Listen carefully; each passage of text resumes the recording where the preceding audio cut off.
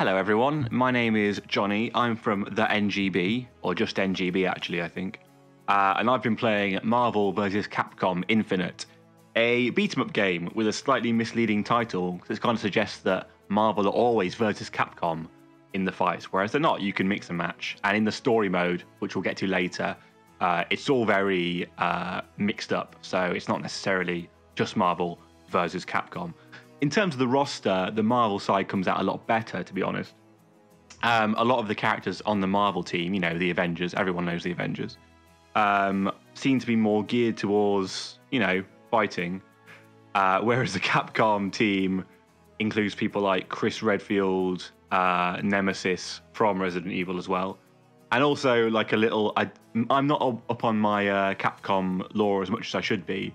There's a little flying demon called Firebrand. He's hilarious. I have no idea what he's from.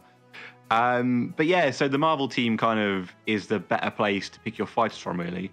They also, not only are they kind of a bit more fun to use, they tend to be better voiced as well. I think there's some of that in how the Marvel characters have been honed a lot in, you know, very successful mainstream films. And they've kind of gone for that angle with a lot of the voice actors, I think. They're not like the same people, like it's not Downey Jr.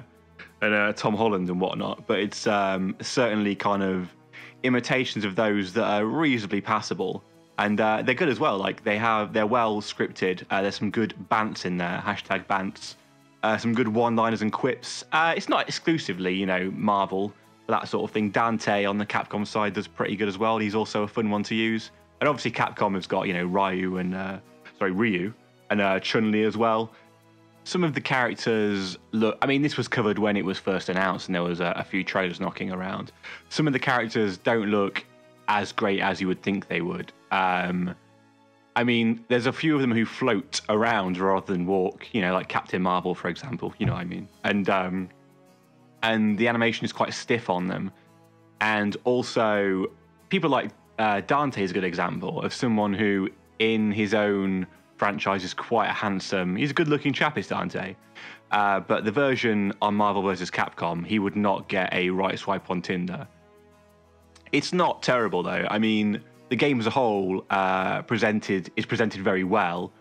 It does look pretty wonderful. I mean, it gets a bit hectic on screen at times, but it's as compared to something like the main rival for a superhero beat-em-up, which I guess is Injustice these days. It looks very bright and colourful, and as I said, characters are well voiced. It's got a very overdramatic orchestral score as well, which is quite nice. But as a beat-em-up, it feels and plays pretty good. It kind of steps on its own toes a few times. I mean, it's got some nice ideas in it, like obviously the tag team system you have. When you start a scrap, you choose 2 fighters from either roster. And you also choose an Infinity Stone, which are kind of the crux of the story mode as well. And each one gives you a different kind of power you can bring out during the match. For example, there's the space one, which gives you a kind of little cage that your opponent goes in, like which is literally giving you space, which is nice. There's a reality stone, which launches quite a slow-moving projectile. There is the power stone, which is kind of an attack that launches your opponent backwards, which is quite handy. There's the time stone, which is kind of phasing. It's like a little dash where you can like phase through your opponent. Those are all handy, and they can give you an extra element of strategy to a game you probably don't get in beat-em-ups a lot.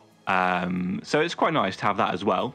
In addition to, like, you know, being able to pick members of your team based on the strategy. Like, you can switch whenever, so you can just have one member that's kind of like a sponge for attacks, really, and you can like tag them in whenever. So if your opponent's readying up some sort of massive combo or attack, you can just like switch in your tag team to take the brunt of it and then switch back. So there are nice ideas in it. Some of these ideas don't work as well as others. Like in the story mode, in general is probably a bit of a mess. I mean, there is a regular arcade mode you can go through as well. So if that's all you want from a beat 'em up, then hey, you are sorted. But the story mode is, again, an idea that doesn't really work. There's kind of like a convergence between, you know, Marvel and Capcom universes. Of course there is. And they all seem fine with it as well. Like they're all just greeting each other like Chun-Li, Chris Redfield. Like no one says like, "What are you doing here?" They're all fine. And you're chasing down these Infinity Stones, and it kind of tries to be more than just an arcade mode linked by cutscenes, by having different kind of rounds, which is a good idea. Like there are timed ones where you kind of, you're rushing to beat your opponents and so on and so forth. But then it also does this thing where you take on more than one opponent at once, like not just a tag team, but like there's, 2 opponents on screen that you have to beat up at the same time. And occasionally there's like one in the background, like just lobbing things at you, which is great.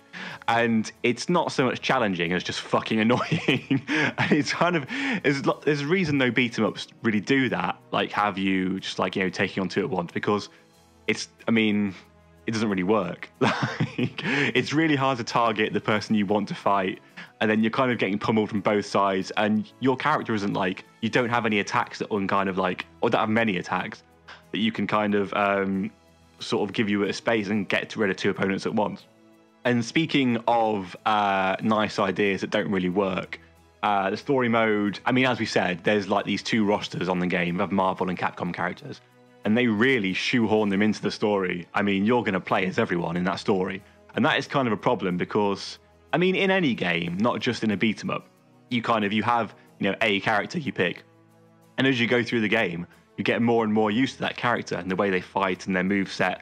And, by the end, you've got that extra level of skill and familiarity with them to be able to, do the thing, to beat the big boss.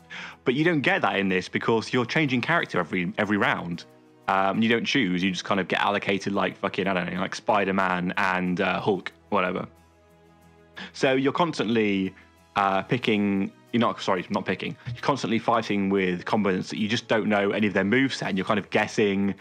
And like, there's always ones you can kind of fall back on, like basic combos and stuff, but it kind of feels a bit like you're cheating if you just kind of, ream those out all the time without really thinking about it. So that's not especially fun. It kind of feels like you're just kind of button bashing through it sometimes rather than actually getting any better at the game because you know the character you're playing very well. I think putting aside the story mode though, which is, a swing and a miss. It was an alright idea, didn't really work. As just a regular beat 'em up, it is pretty good. Like there's some nice ideas in there with, like, as I said, the Infinity Stones, the little extra power, you can mix and match your teams. And the fighting feels pretty solid. It's nothing special. Like, you get the extra sheen you get from the new ideas that they brought in with the switching and the stones and so forth. But as a beat 'em up, it kind of feels like a really chaotic kind of comic book fighter, really. Doesn't look as detailed and sharp as maybe Injustice 2 did. I also have a minor issue. I'm going back to the story mode again here, but every now and then you'll have a cutscene where you'll get teased like you're going to fight some massive boss. Like there's a big like symbiote venom creature at one point, and there's like a big like sandworm, and you think you're going to fight them, and then you just end up like fighting their minions in the foreground, while like said big beast thing does its damage in the background. And it's kind of like, it's a bit of a tease, like, you're going to fight this? Wait, no, you're not. Sorry, guys. So that's a bit unfair. So on the whole, it's fine. It's a fun beat 'em up. It's just very colourful, which is nice, really chaotic. I think probably because I'm old, it maybe seems a bit too much to me in terms of the bright flashing colours everywhere. But it's good. It's just not amazing. Those extra strategy elements, I've already mentioned several times, are appreciated, and they are cool, but it doesn't change the fact that it's a fairly standard beat 'em up, really. So I'd say it's like, I'm going to say a 6.5 out of 10, which is a good score. It's fine. Like, a lot of the characters are entertaining, so I think if you're into the kind of like Marvel film universe, there's something here for you there, because the cutscenes in the story mode and the general quips, one-liners, hashtag bants in the fights themselves, they're entertaining, and the score's good. So yeah, maybe check it out, maybe you don't. I'm not going to tell you what to do, but it's all right. Thanks for listening. Like and subscribe, and all of that. You know how the internet works. Probably better than I do. Thanks. See you. Bye.